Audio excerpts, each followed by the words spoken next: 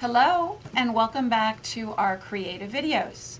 My name is Loretta Hayes and I am from Hayes Sewing Machine Company in Wilmington, Delaware.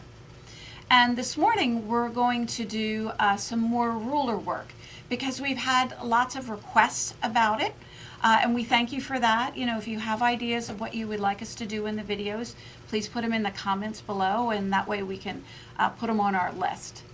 So this morning what I thought I would do is I would work with Amanda Murphy's Good Measure Every Curve set of rulers. And so there are 3 rulers. There is one that has a curve and a straight line.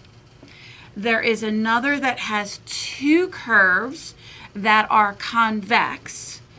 And then another one that has 4 curves, 2 concave and 2 convex.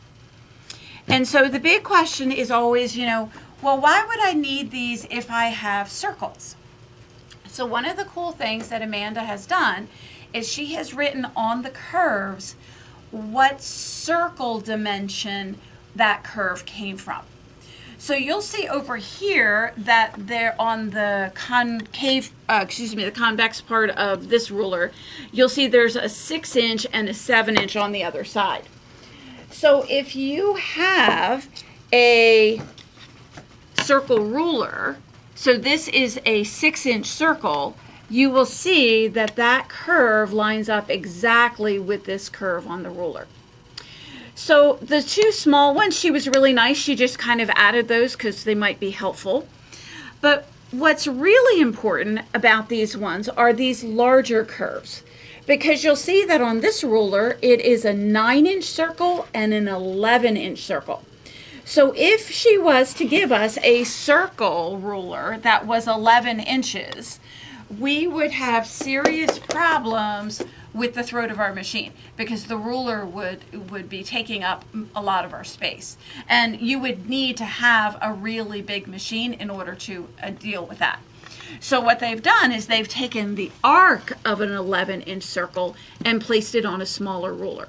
So we have on this ruler, we've got an 11 and a 9. Over here, we've got an 8 and a 12. So can you imagine trying to work with a 12-inch circle? And then over here we have a 10-inch.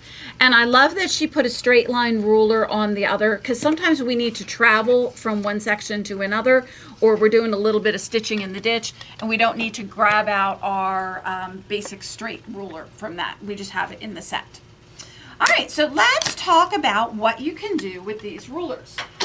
The first thing that we need to do is we need to set up our machine. So on my machine, I am working on a Bernina 590. And the very first thing I'm going to do is I'm going to drop my feed dogs. So on whatever machine you're doing your free motion, your ruler work, it is a free motion technique. So you need to drop your feed dogs or cover your feed dogs. The second thing that we need is we need a ruler foot. And so the ruler foot is completely round.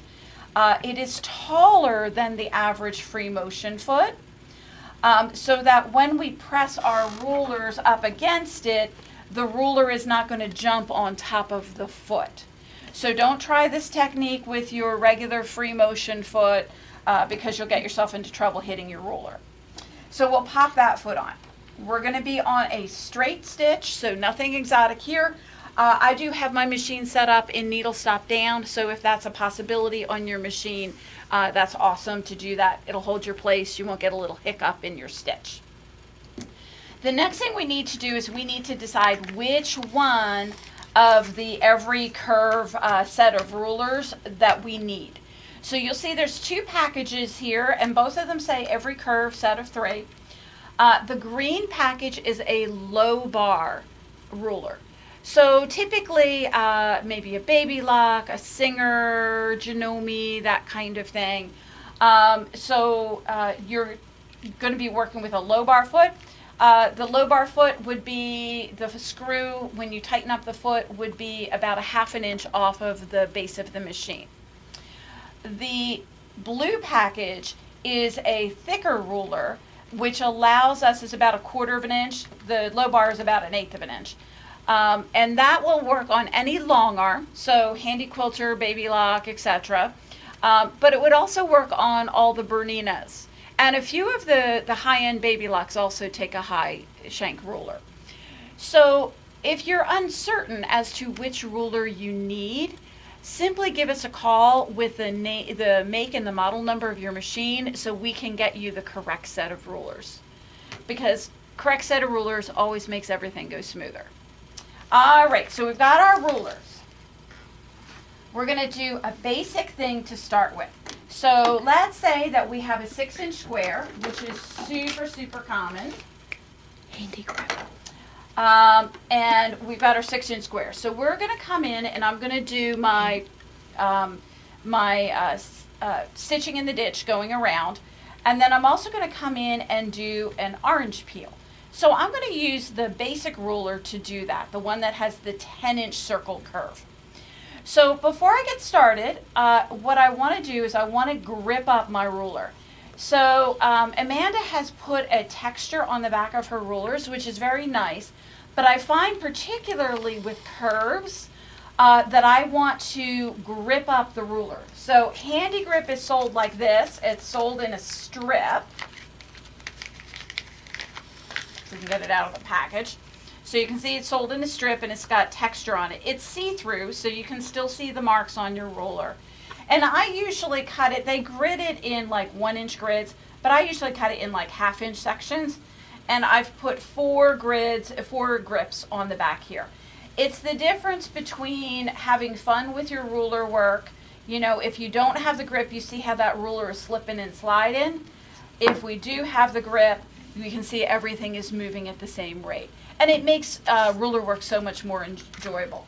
I actually grip up every single one of my rulers, but curves in particular because I find I'm pressing a little harder into the ruler. All right, so if we would like to stitch in the ditch, so we can imagine this is my pieced block and I'm going to stitch in the ditch here. We're going to come in, we're going to put our presser foot down, and we're going to start by taking and sending our needle down. And of course I didn't tell it what foot it was. I always forget.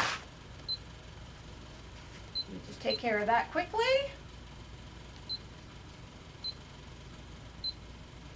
All right, now it's so much happier. All right, so we're going to take and we're going to do a stitch down and we're going to do a stitch up and we're just going to pick up our foot and we're going to pull hard on that top thread. What that will do is it will pull my bobbin thread up through. So now I have both of my threads on the top. If we leave the bobbin thread underneath, like all free motion things, it's always going to get into trouble. It never behaves itself. So we don't want to do a lot of creative seam rippering, so make sure you pull your bobbin thread up. We're then going to go ahead and put our foot down, and we're going to sink our needle into the corner where we want it to be. We're going to do a couple of stitches, so I'm just going to do just a little hitch just to kind of anchor things in, and then I'm going to cut my thread so it's not in my way. All right, so now we're going to come in and we're going to place our ruler. And I'm going to place my ruler on the left-hand side because Amanda, in her infinite wisdom, has given us some lines on the ruler. So if I do this and I'm lining up 1/4 of an inch away from my my seam edge here, I'm going to have a much better chance of staying square. So off we go. We're going to sew with a kind of medium speed, and I'm just running the foot right along the ruler. You'll get to a certain point where you feel like your hand is too far away from you, so you're going to stop. You're going to take your fingers, move it to the front part of the ruler, and we're going to come down to our piece here. All right, so we've now come to there. Now I want to come and I want to turn my ruler and I'm going to maneuver. And I'd like to have my ruler on the front of the foot, but there is no reason why you can't have it on the back of the foot. If you're new to ruler work, try it both ways. See which way you like best. So I'm going to run mine on the front because you'll notice we are not pivoting. You know, if I was doing a walking foot, I would sink this and then I'd have to turn my whole quilt around, which is not a ton of fun. So we're going to come in, we're going to line up our ruler. The ruler's going to be about 1/4 of an inch away from our seam, which is fabulous because as quilters, we can pretty much identify a 1/4 inch seam at 20 feet. So you can just eyeball that, and we're going to go ahead and we're going to stitch along our line. Once again, you'll get to a certain point where you feel like, oh, I need to do a little adjusting. You can always slide your ruler if you would like. And we'll continue down until we get to our corner. So there's my corner. I'll flatten out my fabric, and now I'm going to come and I'm going to work the other way. And so I'm going to line up, and because my x-ray vision is not as good as it used to be, I come in and I hop up and I look over my machine so I can see that I've got my ruler positioned where I would like it to be. And I'm going to come all the way up. Once again, I feel like I'm dragging a little bit here, so we'll stop and we'll reline up a bit. And we'll come to our corner. And then our last thing is going to go ahead and finish stitching the block. Now, oftentimes when I'm doing curved, like orange peel type quilting, I won't necessarily, you don't need this stitching in the ditch. The advantage that it has is it keeps your block square. So if you're working with maybe a little bit higher loft batting, or your square isn't as square as you would like it to be, if you stitch it in the ditch, that's going to give you a chance to kind of pull and straighten up, and then we can come in and we can do our decorative quilting. Now, the next thing I need to do is I need to do a little bit of marking. So I'm going to come in and Pam moved my ruler and put it away for me. It's in my way. I need that. It's in my way. All right. So what I need to mark is, this is a 6-inch block. And so what I need to mark is I need to mark at the 3-inch mark. Okay, so I need to divide this up in half. So I'm going to come in, I'm going to do a little hash there. I'm going to do a little hash there. And then I'm going to go ahead and I'm going to do that at the top and at the bottom. The reason for that is so that I can get the center line on this ruler lined up with that hash. And that way I'll get an even curve all the way around. So what I'm going to do is I'm going to line this up, and I'm going to push the ruler up to against the foot. I'm checking to make sure that the line is lined up, like is parallel to my drawn line. And I'm making certain that that center line is lined up on my hash mark. Now I'm going to get a nice even curve. I also don't want the ruler to line up right to the corner of the block, because your foot is 1/4 of an inch, the needle is 1/4 of an inch from the outside of the foot. So we need about 1/4 of an inch of space between the corner and the ruler. And so we're going to come in and we're going to go ahead and we're going to start stitching. So we'll come along.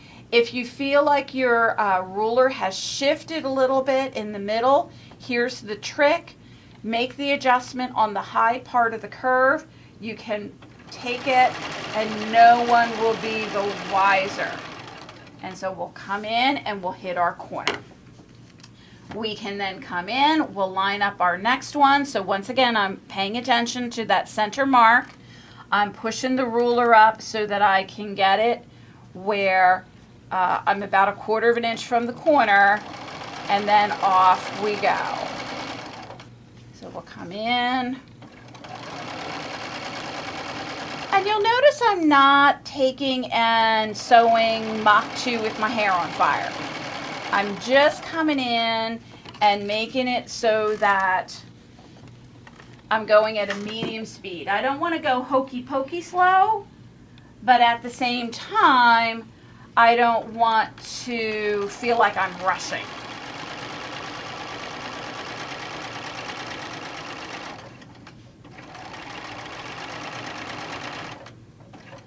Right to the corner, and then we'll come in, and this time, remember how I said I like my ruler in the front? Well, I can't do that.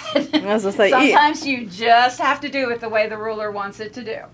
So we're going to come in and we're going to work that on the back.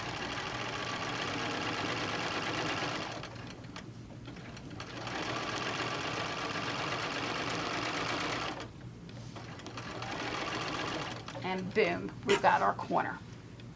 So you can see how that creates a really interesting design within our block. So great basic ruler. If you're just doing orange peel type quilting, you can just go ahead and work with this ruler because it gives you both the straight and the curve. All right, so why would we want any other ruler? Because we want to be able to do other decorative things. So we're going to come in, try to resist the urge to hit your scissor button on your machine so you don't get a really short tail.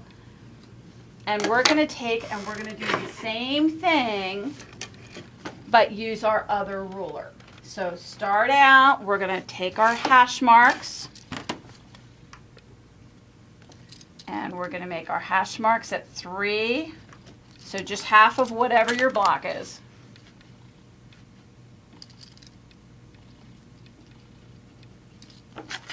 All right, so we have our reference marks. And now we're going to come in and we're going to work with this ruler. So this ruler gives us 2 curves. So an 8-inch circle curve and a 12-inch circle curve, which actually teaches us some kind of interesting things. If you want a more intense curve, you want to work with a smaller numbered curve. If you want a more gradual curve, then you're going to increase the size of it. So I'm going to come in and I'm going to work with an 8 to start with. So I'll line up my center mark. I'll draw back my ruler until I have about 1/4 inch sticking out on each one. Okay, we'll come in. Try and put your foot down just a little bit away from the ruler itself, so we're not coming down on the ruler. And don't forget to pull your bobbin thread. So I'll get this up.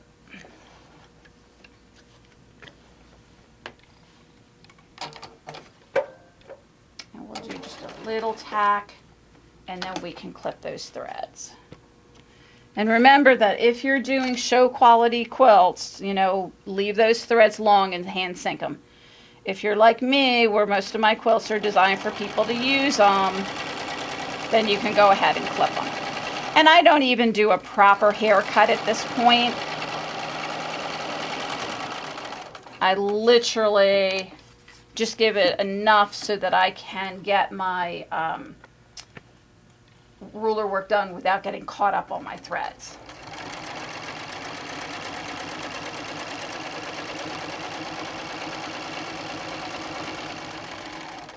So we're coming along. I'm going to be a little bit more challenged on this side because I don't have a lot of space.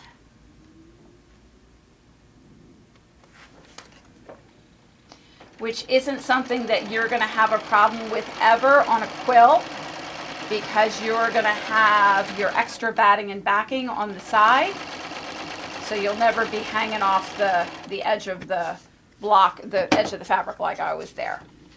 All right, and we're going to come in and we're going to do our last one.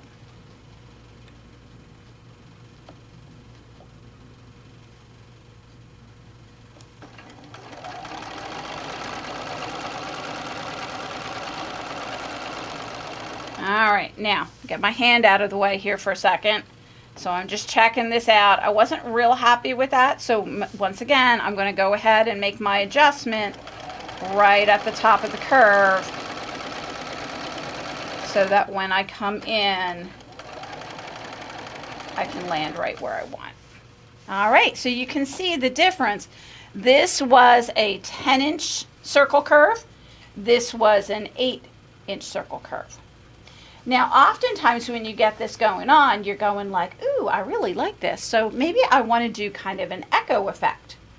So one of the ways that you can echo is to simply flip the ruler and use that shallower curve. So if we come in and do the 12-inch curve,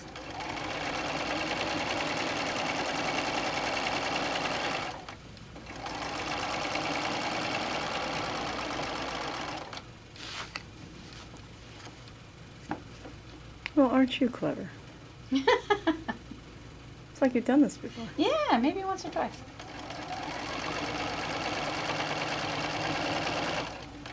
And then you could do like free motion circles in that area if you wanted to. Yes. So, boy, wow, you can really.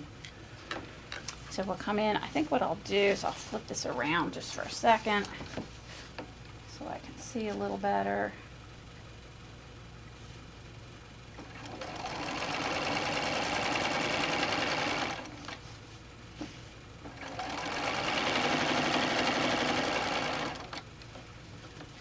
And then our last one.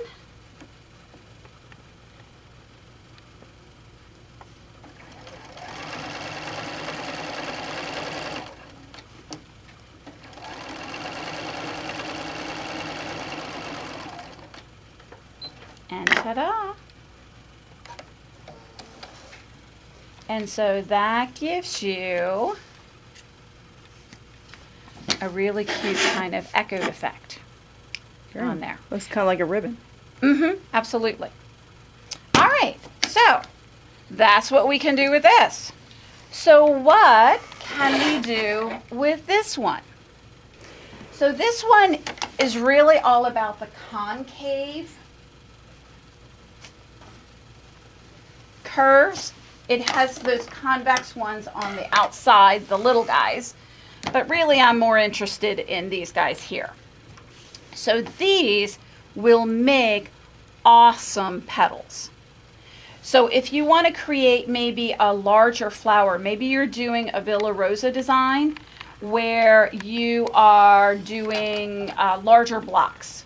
That's always a little bit more challenging when it comes to quilting, because we don't want to necessarily have tiny things in the center of the block. We'd like to cover the block entirely. So if we take and we do an 8-point draw, so basically what I did is I worked with the Handy Quilter 8-point piece. So I lined it up, okay, did my hashes, extended my lines a little bit because I need a little bit longer for the ruler. But it makes it so that you can get a really perfect little daisy out of this. The other cool thing about this particular grid, I don't know if you can see, if I put my hand on it, it's better. Yep. Do you see these other white lines? So if you wanted to come in and you wanted to take and do, say, a 16 petal, you just line up the lines here, and then you would go ahead and do. If you wanted to do a 32, you line up the other lines and it'll draw in. So like 8, we can probably draw on our own, but when you get into the 16 and the 32, it's probably not quite as perfect as I would like it to be. All right, so let's drop into the center here. Let's just do a couple stitches to just to take this and make this easy. All right, so we're gonna come in and we're gonna do my first petal. And so when I'm doing, and I wanted to do it on the diagonal, so we'll come in and do the diagonal.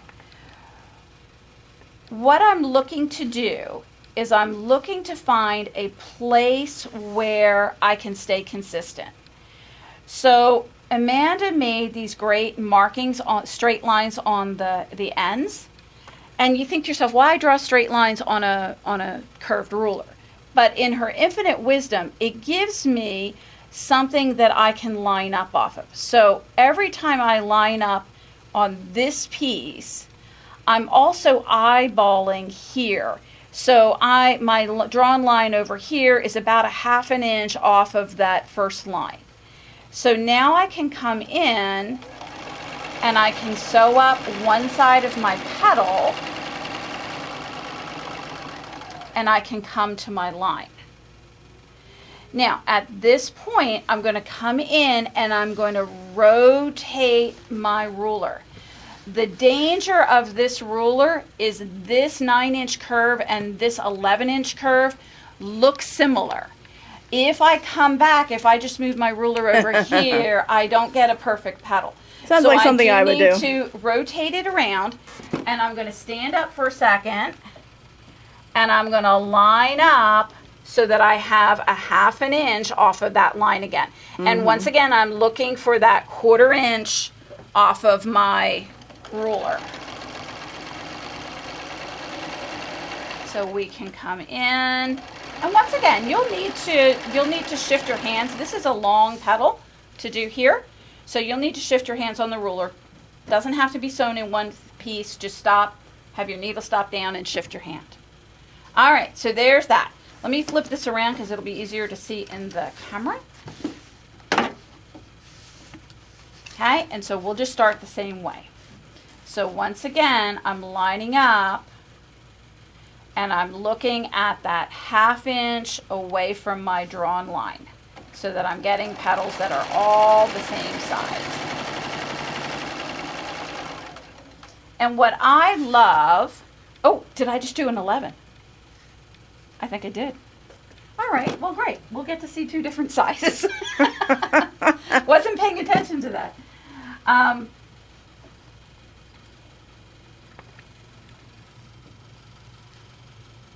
All right. So we'll come in.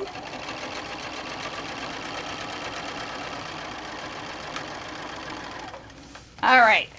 Is there any difference? Yeah, there is. There's a huge difference. All right. So what would you do if you did this at home? Okay. This is a sample. It's not a big deal. What I would do is I would do some more quilting. I say I would do another 9 there, and then an 11 there. You got it. That's what I would do exactly. Because we don't want to have the seam rip or anything. No. And it's not necessary to. So we'll come in and we'll do our 9. And your friends will be like, wow, you thought of doing that. And you say, thank you. Yes, those are one of those happy accidents.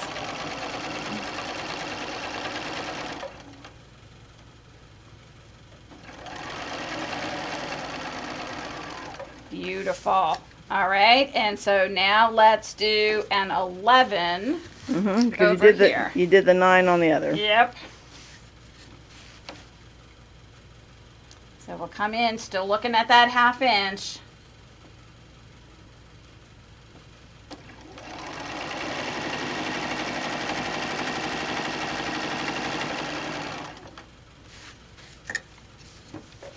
Oh, it looks like you planned it. But everybody out in video land knows that that ain't true.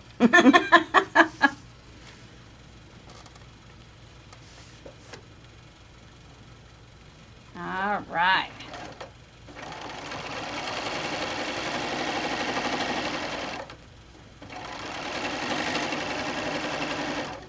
Beautiful. All right, shall we go ahead and roll with it and do 2 more? And make a pretty design? All right, so I'm going to do the 9 inch first.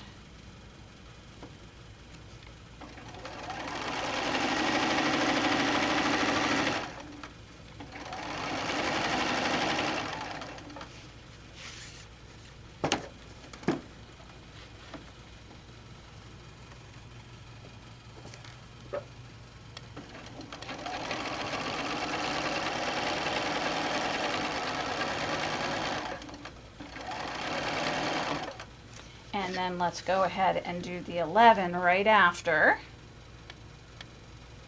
It's funny, it looks so natural now to do that.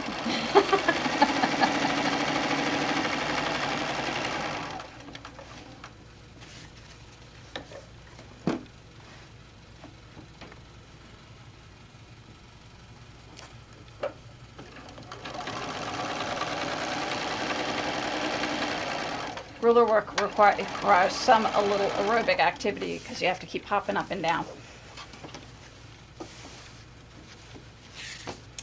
All right, 9 inch again.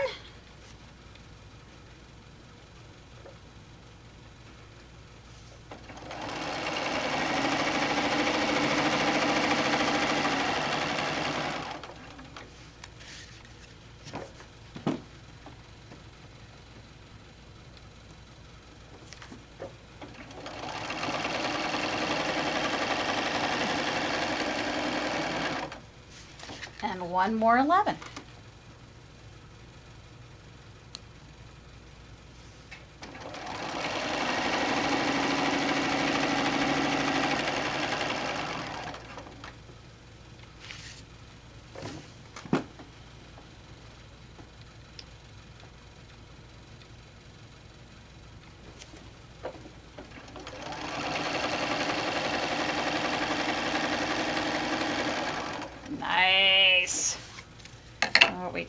cut our thread here and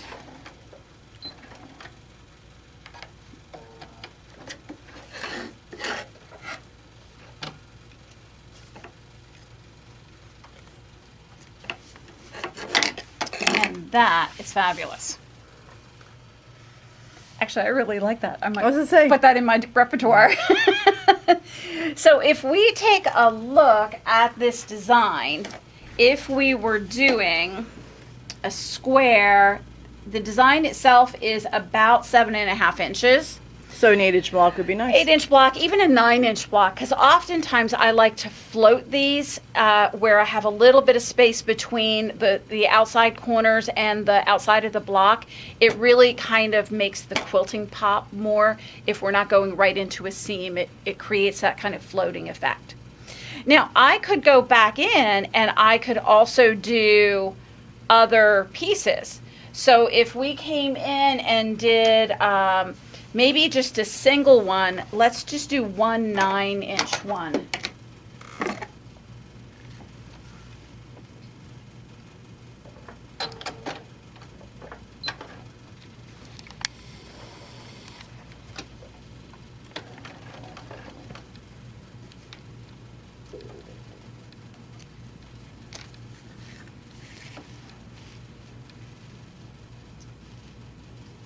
And what this will create is kind of a full overlap.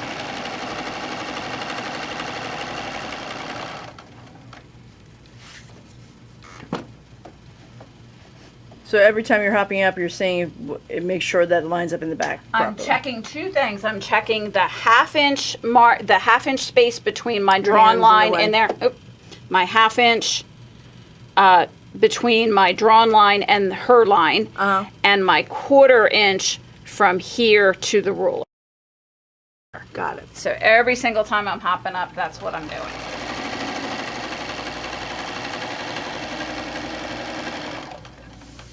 Oh yeah, that's super cute. Super, super cute. Let's do one more so we can really see it.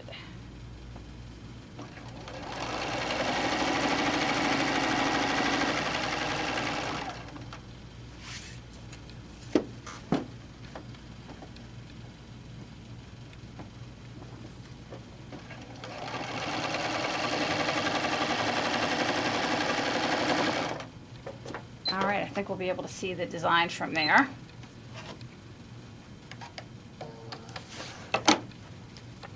Nice.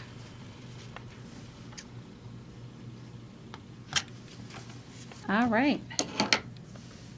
So we could come in, and I don't know that I would do the 11 in here, just because I think it's going to get a little messy in the center, but like coming in and do. I like them both. I like this. I think I like 4 maybe better than I like these, but all is doable.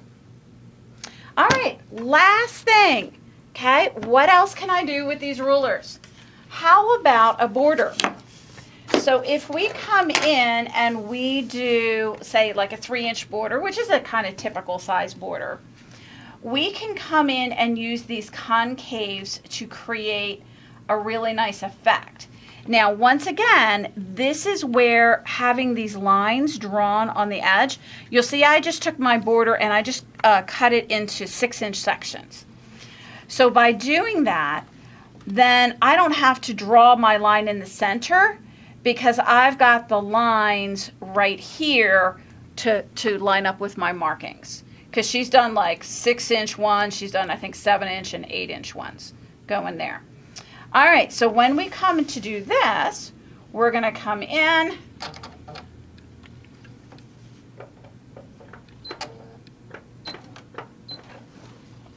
pull our bobbin thread,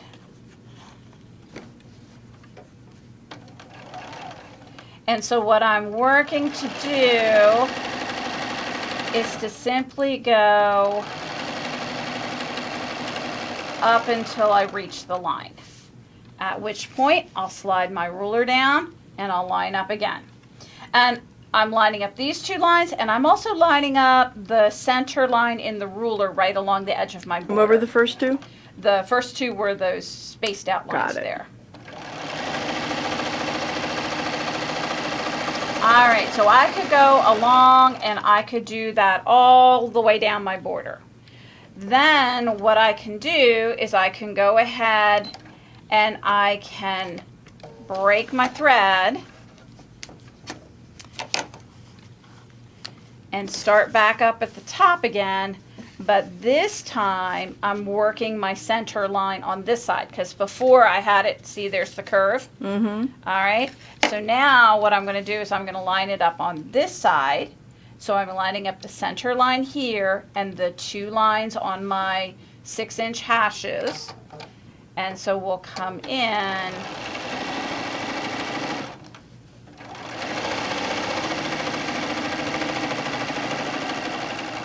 come up to our point, slide our ruler down,